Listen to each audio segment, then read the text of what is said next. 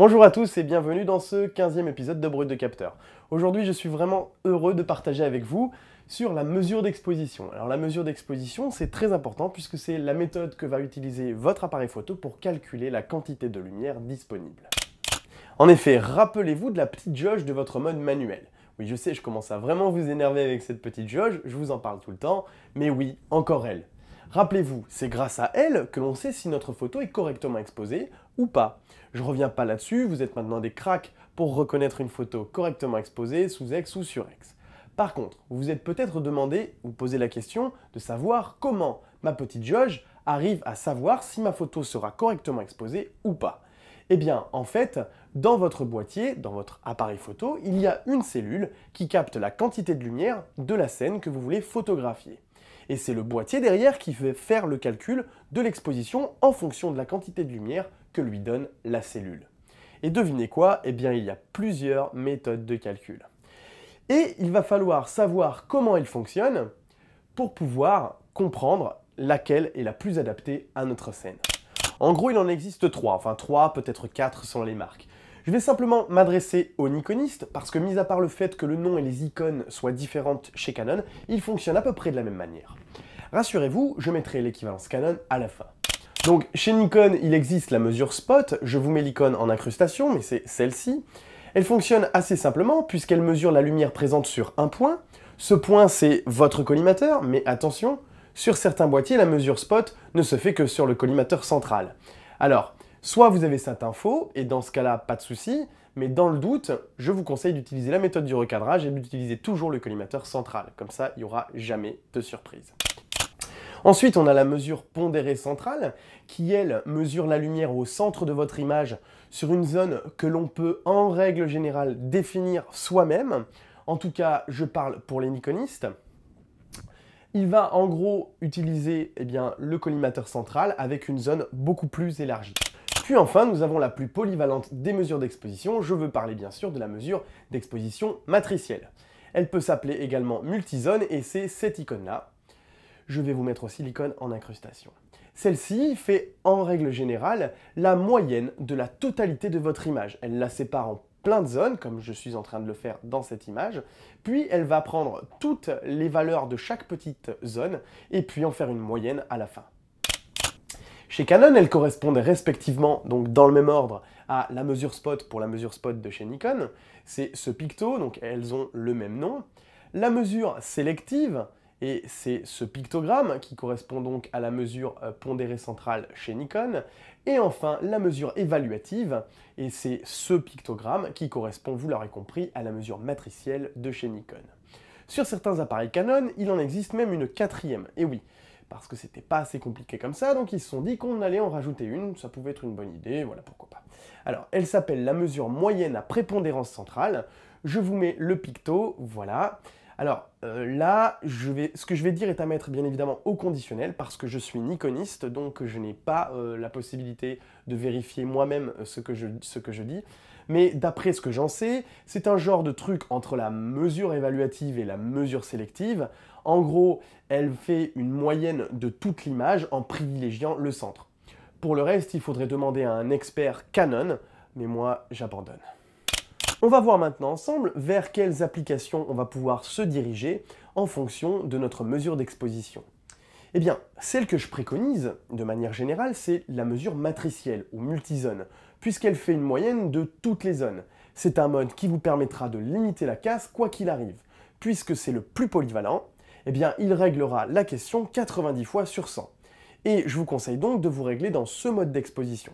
Puis, de temps en temps, on pourra utiliser le mode spot pour se sortir d'une situation un petit peu difficile. Dans ce mode de mesure, le mode spot, donc, la surface de mesure de lumière qui est prise en compte est très très petite, quelques millimètres seulement. Cela veut dire que tout le reste de la scène n'est pas pris en compte. Du coup, c'est un mode très dangereux, dans beaucoup de cas en tout cas. Par contre, il s'avérera très intéressant dans certains cas, comme des cas de contre-jour. En effet, dans le cas de ce contre-jour, si j'avais fait ma mesure d'exposition ici, dans mon ciel, eh bien mon appareil aurait correctement exposé mon ciel, mais mon sujet aurait été complètement noir, ou en tout cas très très sous-exposé. J'ai donc fait le choix de prendre ma mesure d'exposition sur le visage de mon modèle. C'est un choix qui a été fait de manière à créer une petite surexposition dans le ciel, mais c'est pas grave puisque bien évidemment ce n'est pas mon sujet. On l'utilisera également en portrait ou sur certaines photos comme les ombres chinoises ou encore dans la macrophotographie où on va avoir besoin d'avoir un sujet qui est éclairé au poil de fion, excusez-moi l'expression. Maintenant, je vais vous raconter une petite anecdote. Il y a de cela presque 3 ans, j'étais sur une plage près du Cap Ferré en Gironde et j'ai voulu faire une photo de coucher de soleil. Une photo tout ce qu'il y a de plus banal, mais j'avais envie de me faire plaisir. Je suis sur un mode A parce que ce soir-là, j'étais un peu en mode photo de feignasse et puis voilà, j'avais pas trop envie de me prendre la tête. Du coup, j'avais laissé aussi mon appareil en mode spot, en mode mesure spot, sans le savoir. Sur mon D800, c'est un gros bouton que l'on tourne sur le boîtier et il avait dû être tourné par erreur sans faire exprès. En tout cas, je ne sais pas trop ce qui s'est passé. Je fais ma mise au point, je recadre et mon collimateur se retrouve au centre sur le soleil. Résultat, il m'a fait une mesure d'exposition pile poil sur le soleil.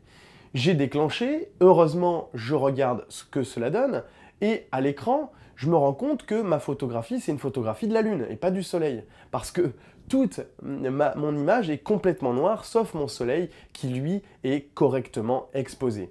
Je ne voyais même pas ma plage. Résultat, qu'est-ce que j'ai fait? Eh bien, j'ai recommencé 3 fois avant de comprendre que j'avais un problème. J'ai pensé à tout, presque à tout même.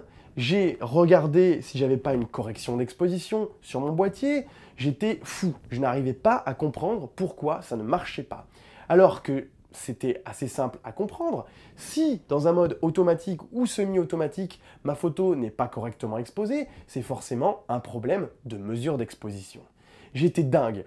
À l'arrivée, qu'est-ce que j'ai fait? Eh bien, je me suis mis en mode manuel, j'ai repris les mêmes réglages en augmentant le temps de pause de quelques valeurs et j'ai déclenché. Je suis rentré à la maison, chez moi, en ayant vraiment l'impression que j'avais raté quelque chose. Quelle est la morale de cette histoire? Eh bien, je me suis mis en mode A, pensant que je gagnerais du temps, et au lieu de ça, j'ai passé 15 minutes comme un idiot avec mon trépied pour faire une photo qui aurait dû me prendre moins de 30 secondes. Donc, si vous ne maîtrisez pas à 100% les modes de mesure d'exposition, restez sur un mode manuel. Même si vous ne comprenez rien aux mesures d'exposition, vous aurez instantanément la possibilité de changer cette exposition en ouvrant votre diaphragme ou en le fermant, etc. etc. Alors qu'en mode A, vous êtes comme avec tout mode automatique ou semi-automatique, prisonnier des réglages que vont vous fixer votre appareil photo. Et si votre appareil photo se trompe une fois, eh bien il se trompera toutes les fois suivantes et vous perdrez un temps fou. La rubrique à retenir. Alors aujourd'hui, 2 choses à retenir. La première, c'est que la mesure matricielle de Nikon ou évaluative chez Canon vous permettra de faire quelque chose de potable dans quasiment 100% des cas. Alors mettez-y vous. Par pitié, restez sur une mesure matricielle ou évaluative.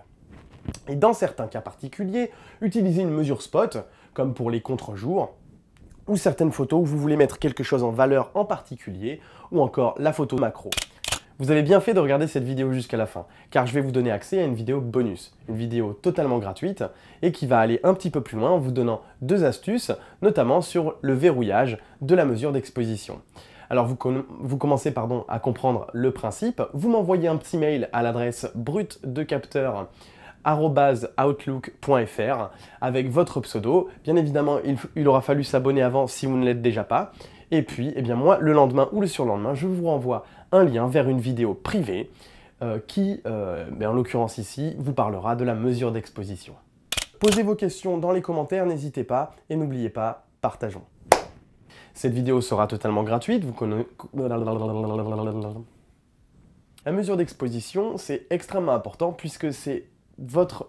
En tout cas...